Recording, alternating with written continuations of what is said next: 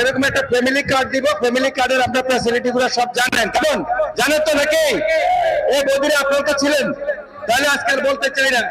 কৃষক কার্ড আমাদের যেগুলো ছিল সেগুলোর ফ্যাসিলিটি আপনারা পাবেন, ইমাম সাহেব মুয়াজ্জিমরা পাবে।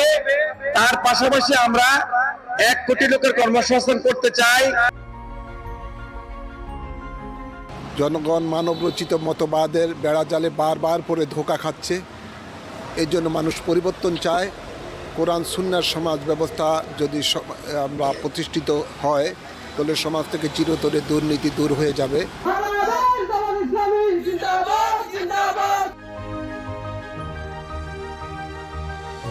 আমি মনে করি জনগণ ক্ষমতার মালিক, বেশি চিনলে বেশি ভোট পাবেন, এই থিওরি বহু আগে শেষ হয়ে গেছে। মানুষ পরিবর্তন চায়, মানুষ ভালো মানুষকে ভোট দেবে, এটা আমি প্রত্যাশা করি।